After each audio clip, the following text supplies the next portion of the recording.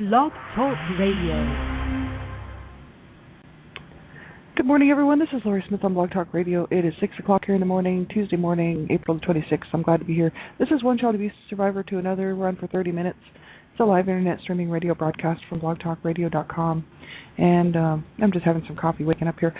And, glad to be able to do these. We're talking about, I really wanted to take a look at the inner child information that I found last week, and we're continuing on this week.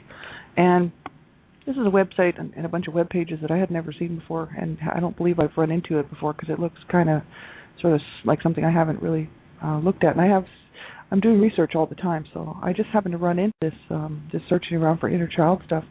And so hopefully, everybody will get something out of this. And I'm finding it interesting, and every time I do some research, I sort of learn something, you know what I mean? So it's just a good thing for me, for sure.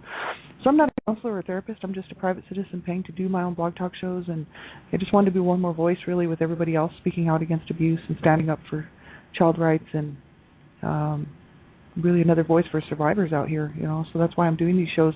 So you have to listen at your own discretion. I'm talking about abuse, and abuse is a sensitive subject, and a lot of people may find it makes them uncomfortable. So you need to know what's good for you to listen to, and ultimately it is your decision to listen to any of my shows. Be sure that you're in a safe enough place to listen, and that this information, or this type of information wouldn't bother you, right? And young people under the age of 18, I just ask that you have permission to listen to my show. Have an adult listen to the show with you, someone who's older, who can help you make a decision whether or not it's age appropriate for you. Because I believe in protecting children, and we all do. I'm the Canada Regional Director for Dreamcatchers for Abused Children, and we're standing up to save children's lives. You know what I mean? So you want to learn how to protect yourself online, and you want to know, how to keep yourself safe, especially when you're in a chat room situation online. And so, you need to get that information and learn how to keep yourself safe. And I just think, my show is ultimately about stopping child abuse, and the issues surrounding child abuse. But it's a lot of adult content, a lot of mature material. So I'm not sure how young the people are who are listening. So if you're young and you're under the age of 18, you have someone listening to the show with you who's an adult who can help you make the decision whether you should be listening. And I appreciate that. So we'll get right into this topic here. This link is so long I really can't even read it out to you. I'll give you the website where I got this from. It would take like half the show just to read the link out. I've got it in the chat room. I did pop it in the chat room. But it's from healing.about.com. So http://healing.about.com. And the name of the actual web page is, I'll give you that too. This is from Robert Burney, and it's all it's his work, and he's talking. Some of it's from his book, and it's his web pages, and it's called Joy to You and Me. And so it's the website of Robert Burney and Joy to You and Me Enterprises. So Robert Burney is a codependency therapist, a spiritual teacher, and the author of the joyously inspirational book, Codependence, The Dance of Wounded Souls. So he's the author of Codependence, The Dance of Wounded Souls, and he's a therapist. He's a codependency therapist, which is really quite interesting. Codependency is something we took a look at for a while back here on shows, because I really wanted to take a look at it, because I had been told by certain family members that we were codependent and that our parents were codependent, and I thought, man, I don't even know what codependency is. So if I have a codependent behavior style going on, then I wouldn't even recognize it because I don't even know what it is. So I wanted to get in there and learn about it. And so this is kind of interesting stuff for me to read. And he's also talking about the inner child. So he's got a whole lot of stuff on here. If you go to his web pages here about codependency as well as the inner child and all kinds of stuff. So this is a great resource for people, and I just think it's awesome information. And some of it, of course, I don't agree with, and some of it I do. And that's just the way it is. We're not all going to agree with everything, and I think you have to use your own, what makes you comfortable, right? We're all different, and that's why the healing journey and the healing process is really different for everybody, because we're all different. We all need different things. We're all different people. We've all experienced different things. We've all been through different things, right? And we all handle things differently. And we all want different things, right? So there's no possible way anybody can have the same healing journey as somebody else. But it's just that the information's out there, and you can pick and choose, and use what works for you, and the rest of it just leave behind unless you can learn something from it. That's what I do. If I'm not going to learn anything from it, then obviously it just didn't work for me. But if it interests me and I feel like, oh, this might help, you have to find what works for you, right? We're all different. But I still don't mind reading his stuff because he's got some great stuff here. And so he talks about the inner child healing and how to begin. And we were looking at this yesterday, and it's Robert Burney, Burney, Robert Burney, M.A. And so he was talking about recovery and that we have to get in touch with ourselves. He says it is enlightenment, bringing the dysfunctional attitudes and beliefs out of the darkness of our subconscious into the light of consciousness.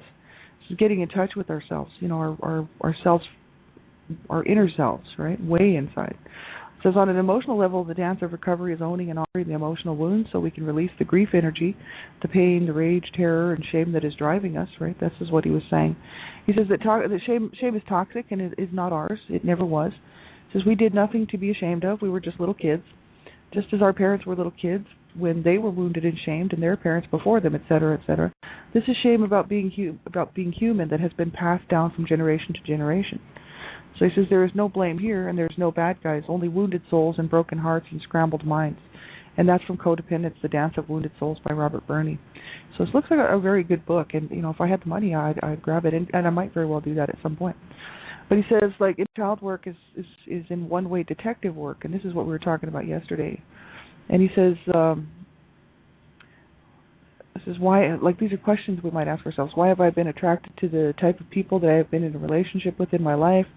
Why do I react in certain ways to certain situations? Where did my behavior patterns come from? Why do I sometimes feel so helpless, lonely, desperate, scared, angry, suicidal, right? These are questions that people might have, I know myself, I've had lots of questions like that. And he says just starting to ask these types of questions is the first step in the healing process. And it is healthy to start wondering about the cause and effect dynamics in our life. And that's basically what I've been doing for the last 4 years on my healing journey, is taking a look at the cause and effect, why I felt the way I did when I began my healing journey 4 years ago. What happened, taking almost like a third-party look at it so that I could just not have to deal with the emotional side of it, and taking a third-party look and saying, well, this is what happened to my family. You know what I mean? And it's no wonder I'm feeling the way that I am, and it's perfectly valid, And then I had to go from there and say, well, how am I going to heal? How am I going to be okay with this? You know what I mean? Because I don't accept abuse. I don't think abuse is okay at all. And so, at some point I'm going to have to learn how to love myself for who I am, and to learn that obviously that wasn't my fault, right? And to kind of learn how to change my mind about a few things regarding the abuse, to get rid of the anger and the hatred and the rage that was inside of me. So it has been a process, and it's taken me a long time. And, that's the thing. It just didn't happen overnight. It's kind of a steady, just going one day at a time, just sort of taking it one day at a time. This has been 4 years now. So I didn't start doing my blog talk shows until 2009, but I actually started my healing journey in 2007, right about this time. I'd say May or June, really, 2007. So I realized that I needed to, right about this time, though. It was about, I think it was at the end of March, first part of April of 2007, that I really realized that I needed help, that I was just struggling and, continuing on this road that I had been on for so long and wasn't getting anywhere. And I thought, man, this is not good. I mean, am I going to spend the rest of my life in this? And that's what got me going on my healing journey, was just sitting down for a moment and saying, wait a minute, this is all wrong. And, this never should have happened to me. Never. Nobody deserves to be abused ever, or to be made to feel so down about themselves, and so that they develop this inner belief that they're worthless, that they're useless, that they're no good. I mean, this is absolutely ridiculous. You know what I mean? That people do this to people, but they do. That's the sad reality. And who pays the price? I mean, obviously we do, right? But we can change those. We can change the way we feel. Ultimately, that's the only really recourse that we actually have as far as healing goes, is just to know that obviously we can't go back and change the past. We can't change the past, so we have to change the present. You know what I mean? We can only work with what we have today. And so I thought, well, I'm going to have to learn how to change my heart, change my mind, and change the way I feel about myself in this world, as well as myself to myself, and as well as this life goes. So, in order to heal, right, because I was just angry, and I mean, I'm talking rage, right, and depressed. So, I mean, that's no way to live a life, you know what I mean? And I watched my parents live that way their whole lives, and destroy their lives and their children's lives. And I thought, man, I don't want to do that. And here I am at the age of 41, and I'm still doing that, basically living these old roles that my parents presented to me and actually made me play for a long time. And I thought, I got to change that. I need to get my own life, and I need to get my own healing, and I need to get that's that whole thing of codependency. You know what I mean? So this is very good stuff, and I hope that you will check this website out because it is really good info. He says, in our codependence, we reacted to life out of a black and white, right and wrong belief paradigm that taught us that it was shameful and bad to be wrong, to make mistakes, to be imperfect, to be human. We formed our core relationship with ourselves and with life in early childhood based on the messages we got, the emotional trauma we suffered, and the role modeling of the adults around us. As we grew up, we built our relationship with self, other people, and life on the foundation we formed in early childhood. So he says, when we were 5, we were already reacting to life out of the emotional trauma of earlier ages. We adapted defenses to try to protect ourselves, excuse me, and to get our survival needs met. And he says the defenses adapted at 5 due to the trauma suffered at earlier ages led to further trauma when we were 7, and that then caused us to adjust our defenses, that led to wounding at 9, et cetera, et cetera, et cetera. So he's just talking here, he's telling us about sort of how this happened. And he says toxic shame is the belief that there is something inherently wrong with who we are, with our being. Guilt is, I made a mistake, I did something wrong. Toxic shame is, I am a mistake and there is something wrong with me, right? So that's the issue, right? I didn't have any guilt, right? Because I knew it wasn't me that was responsible for that abuse, you know what I mean? I knew who the abusers were, and I was perfectly able to, point the blame where it went. At least, to point the responsibility where it went. And that was my parents and a sibling. But, toxic shame is, I am a mistake, and there is something wrong with me. And this is what he says. Now, John Bradshaw's got a whole bunch of stuff on toxic shame, and I want to get John Bradshaw's books, too, because they look so good. Healing the Shame That Binds You, and there's all kinds of stuff like John Bradshaw's written tons and tons on this, and so, but this guy's work is interesting as well. So it's kind of nice to see a different perspective on this whole toxic shame thing and codependency, because it all kind of does go hand in hand. And so it is very important to start awakening to the truth that there is nothing inherently wrong with our being. It is our relationship with ourselves and with life that is dysfunctional, and that relationship was formed in early childhood, he says. And the way that one begins inner child healing is simply to become aware. To become aware that the governing principle in life is cause and effect, to become aware that our relationship with ourselves is dysfunctional, to become aware that we have the power to change our relationship with ourselves, and to become aware that we were programmed with false beliefs about the purpose and nature of life in early childhood, and that we can change that programming. And he says, to become aware that we have emotional wounds from childhood that it is possible to get in touch with and heal enough to stop them from dictating how we are living our life today. So he says this is the purpose of inner child healing, to stop letting our experiences of the past dictate how we respond to life today. And it cannot be done without revisiting our childhood. Now this is what he says. Now I don't know, I'm not a psychotherapist, I'm not a therapist of any kind, so I don't really know. But I'm just going with what he says here, and I guess so, because what it's taken me in order to get where I am today 4 years later was actually to go back and revisit the past. So I can see that, he's somewhat probably right. I don't, you know what I mean? That's just what worked for me. But, so you have to be very careful when you're doing stuff like that, because these painful memories, can be a bit overwhelming, and especially if you haven't done a whole lot of thinking about them. Like for me, I did put them away for a time, actually, in my 20s, late 20s, and then for probably from the age of about 22 to 29, I would say, so about 7 years, I actually put a lot of these memories away and was just focused on trying to keep my mom alive. She was very ill, and so I was kind of just trying to be a help for her, as well as I was trying to get my own life going, right, because I had sort of a late start and just doing drugs and not doing well. I held jobs down, but I wasn't focused on any type of career path or anything like that. So I got into cooking because I really like cooking, actually. I still do. I just physically can't do it for a living anymore. But I enjoy cooking, and I like food, right? So I enjoy sharing food with people. So it seemed like a great thing to do, and I did enjoy it. It was awesome. So I went to school. I went to cooking school, and went to the Grand Canyon. Did a few things in my 20s. You know what I mean? never settled down in a relationship because I had never ever dealt with my stuff. You know, like I was still a walking wounded person who was very dangerous to another person in a relationship. Like they would get hurt. It wouldn't be me. And so I just basically avoided relationships with people, with men, and didn't look for any boyfriends, I was really searching for inner peace is what I was doing.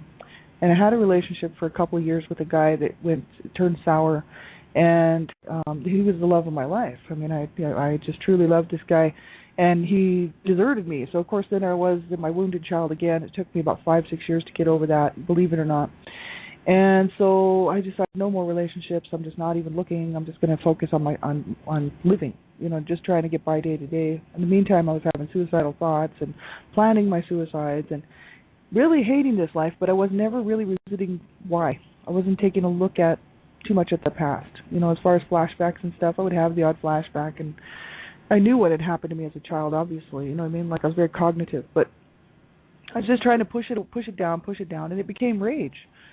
And then by the time I hit 30 and my mom passed away and told me that she never did want us and we were all just worthless and blah, blah, blah right before she died, it just broke my heart. I was like, oh, my God, not only did I have to take this abuse from you, but now you've used me for the last, however many years just to keep around, to be your gopher and your little keeping dad away from you, you know what I mean? And then what you're going to tell me we weren't wanted again, right? So she just basically rubbed it in our face, right? So my heart was broken at the age of 30, again by my mother, just completely trashed. And so she was so bad. She was just so toxic and such a horrible person, really. People say, oh, we just loved your mom. I'm like, well, good for you. You didn't have to live with her, you know what I mean? She was horrible. And so I moved to Canada, and then it hit me when I got to Canada at the age of 30, 31 years old. All these horrific memories came back, nightmares, you know.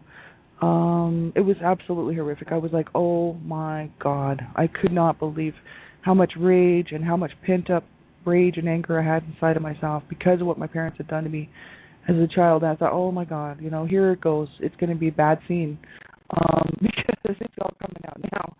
And I realized I needed some help, but I didn't get any help. And so I went on another 10 years of just trying to cope and deal with it to the age of 41 before I started to heal. So this can happen, and I mean, I'm telling you, it's incredibly harsh. I really should have got help at the age of 30, 31 is what I should have done, was reached out for help. I was so used to just doing things on my own. I was so used to, no, it's okay, I'll be fine, right? And so, you know, that's what happens to people who are abused a lot of times and who grow up in these dysfunctional environments, you know, as children, right? We're forced to deal with whatever's coming along, and we have to learn how to deal with it, and we have to learn to roll with the punches. So it's quite often that people who have been abused will not reach out for help because they think they can do it. Oh, I can do it, no problem.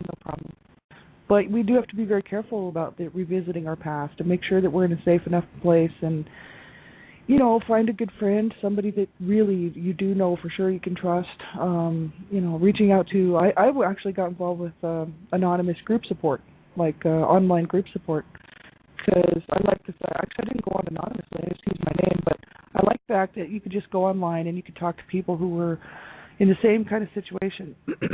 Excuse me. And like, these people have been through a lot of the same things. You know what I mean? And so it was great because all of a sudden I got validation, you know what I mean? Because my own family, the rest of the siblings that are alive, which isn't very many, there's only a couple of us left, they're all in denial. Right? They just don't want to talk about it because they'd rather just move on. And I mean, if they can do that, good for them. I couldn't do that.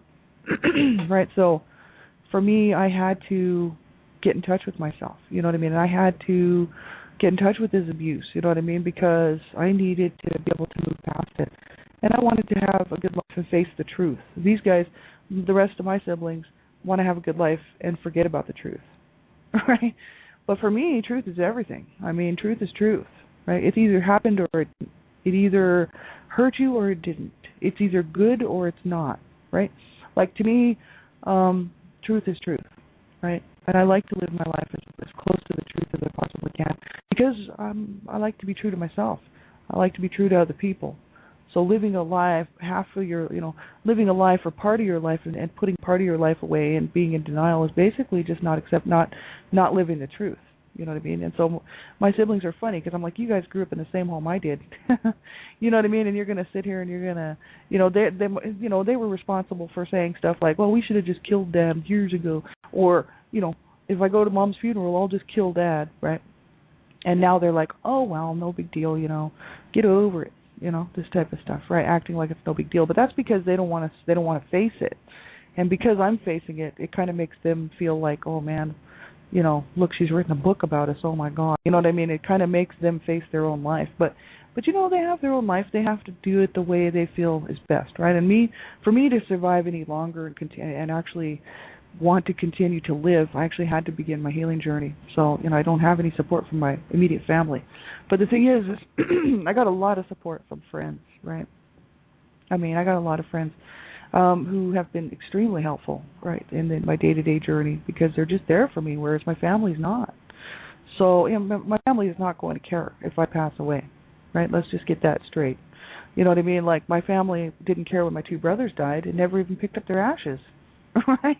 Just left their ashes sitting there, and the funeral home finally called somebody and said, hey, we got your brother's ashes. We got so-and-so's, Howard's ashes or Rob's ashes here. Isn't somebody going to, come pick these things up? It's going to cost you money now because there's a storage fee, right? So nobody even bothered to pick up my siblings' ashes, so they finally dumped them. I think one of my sister-in-law actually went and picked up my brother Rob's, and took them out. But my brother Howard's was left there. Nobody cared, right? Well, as far as my parents, they didn't care. I cared, but I didn't even know. I thought my brother had picked them up because my brother said he picked them up. See, my brother lied and said that he picked the ashes up and that he didn't. See, and I would have picked them up. It was only going to be like a $250 charge. I would have just charged it, I would have flown up here to Canada, picked up his ashes, and disposed them properly. You know what I mean? Like, taken them and put them, and did a ceremony, right? This is absolutely ridiculous that a family could be so cold. We're talking cold, unbelievable. You know what I mean? But that's how my family is. They're all very sick and twisted, right? So I thought, man, when I kick off, nobody's going to be at my funeral. Nobody's going to have a funeral for me. I don't even want a funeral, to be honest with you. But will they pay their respects? No. Are they going to ever be kind in their judgment of my life? No. You know what I mean? They're just mean, downright nasty people. And people would say, well, they're wounded. Yeah, absolutely they are. But they're choosing to go the way of my parents, right? That's exactly what my parents did, to become these cold-hearted monsters, really. And so my siblings are just following suit. See, and I didn't want to do that. And I knew if I was going to have any kind of a relationship with anybody in this world and myself that was going to be on any kind of level of truth, then I was going to have to get to the root of what was causing me to not be able to get in touch with my real self. You know what I mean? And allow myself to heal and allow myself to move on so I can have joy in my life, like real joy, and not, so much sorrow and grief because I was just miserable. So that's the thing, but in doing so, it does force you to look at the truth. And so, you have to be very careful how you go about doing that. And like even the Survivor to Thriver workbook, we went through that a long time ago. That's a great workbook off of the ASCAsupport.org, ASCA support.org. That's Adult Survivors of Child Abuse, a Morris Center program. They have a great workbook there, the Survivor to Thriver workbook, and it's free. Anybody who wants to download it can get a hold of it. It's like 100 and something pages long, 117 pages long or something like that. The first 35 pages are devoted to safety first. That tells you how incredibly important it is for people who are going to start their healing journey to make sure that you are safe enough to do your healing journey on your own. Because facing this stuff, it can be incredibly hard. And the first year, I would say, of my healing journey was hard. And, so the days, I didn't have as many good days as I do now. You know what I mean? But it all started to change around, and now I have so many more better days. Actually, I have way more better days than I do bad days, but that's not the way it used to be for me. But I can take a look back and say, wow, this is, I've definitely made progress, right? And so that's great. But, I'm okay to do this work on my own, but some people aren't. So it's just important that if you're going to actually try to do some inner child work, and really getting involved in your healing, make sure you're in a safe enough place to do it. That you're not going to hurt yourself or hurt somebody else. because of revisiting the past, right? Because it is very, for a lot of people, it's very disturbing to have to go back there and take a look at what happened, right? It says we need to become aware to raise our consciousness. It says to create a new level of consciousness for ourselves that allows us to observe ourselves. So he's talking about how people can go about starting their healing journey as far as the inner child work goes. And he says it is vitally important to start observing ourselves, our reactions, our feelings, our thoughts from a detached witness place that is not shaming. So that's what it is. I mean, you have to almost take a third-party look. I like to look at it as a third person. Like instead of looking at it from my eyes, if I look at it from somebody else's eyes, looking in on the situation, what would they see, and what would they know about the situation if I told them? And they, let's say they actually knew and saw it, what would their vision be of? What would their sort of look at it be, and what would they have to say about it? And in doing so, it takes away from the emotional sort of, I guess feeling down about the whole thing when you're actually looking back at stuff. I know that's what I do. I take like a third-party look, and that way I don't have to get emotionally involved in how I was feeling at the time, because, I mean, those are painful memories, you know what I mean? And I still allow myself to experience those too, but little pieces at a time, little chunks. And it does allow me to work through, and I have had really some success with that, and I think it's just from beginning my healing journey, reaching out to people, getting help, right? So he says here, we all have an inner critic, a critical parent voice that beats us up with shame, judgment, and fear. And the critical parent voice developed to try to control our emotions and our behaviors because we got the message that there was something wrong with us, he says, and that our survival would be threatened if we did, said, or felt the wrong things. So he said, so we all have a inner critical voice, and I know, like I've seen this on many websites. He said it is vital to start learning how to not give power to that critical, shaming voice, and we need to start observing ourselves with compassion. And this is almost impossible at the beginning of the inner child healing process. Having compassion for ourselves, being loving to ourselves, is the hardest thing for us to do. And I think this is quite interesting. I know myself, like when I first started my healing journey 4 years ago, I was actually just doing affirmations, positive affirmations in the mirror. I would look in the mirror and I'd be like, you do matter, you do count, you are not worthless, I love myself. I do love myself. And I'd be sitting there saying these things, and I'd be like, well, do I really believe them? Well, some of them maybe, but not all of it. And trying to convince myself, that I do count, I do matter, and I was not just a piece of worthless, what, and, all this stuff that mainly my mother put on me, and some from my dad, and some from my siblings, right? And some from myself, So it was a lot of stuff. And I thought, well, I got to start doing some positive affirmations. It really did help, but I started to believe it after a while. I was like, you know what? That's so true. I really do. I do count, right? I do love myself. It took me a little while to do that. I would say I probably did that for about 6 months. And every time I would have a flashback and I would see my mother cursing me or berating me and remembering how it felt to be cursed and berated by her and beaten up, and I would push that away and I'd say, that's from the past. That cannot hurt me anymore. That's just from the past. It's just a memory. It has no power over me, no control, and it belongs in the past, and that's where it stays. And so I learned how to kind of stay in the present that way, because I was always drifting back to the past, and my mind I'd be working on something at work, and then all of a sudden I'm back in the past, talking to somebody, on the phone, I'm back in the past. And it's just because it was so traumatic, you know what I mean? So those memories are burned on my brain, like fused, So I started to do some work in that too, and that did help. And it helped with the critical shaming voice as well, because it was all part of that, right? It's my mother's voice, right? So there's lots of things people can do to help themselves. And there's a great website, the Child Abuse Survivor Monument, that's Michael C. Irving's website, www.irvingstudios.org or .com, Irving Studios. If you type into your browser Irving Studios or Child Abuse Survivor Monument, it'll come up. And it's a great website for survivors. There's all kinds of coping stuff on there, like for adult survivors. If you look under the Adult Survivors Resource tabs, there's all kinds of coping stuff on there, coping mechanisms and things people can do to help yourself, right? Coping lists. We actually went through all that a long time ago, back on my, you'd have to listen to like my earlier shows. But maybe we'll just do that again sometime. It is some great information. But thanks everybody for being here. Have a really good day. Take good care of yourselves, and absolutely never give up. Do not ever give up. You know what I mean? Like we have to do this, right? And we cannot ever give up. So Just keep going. Look for better days.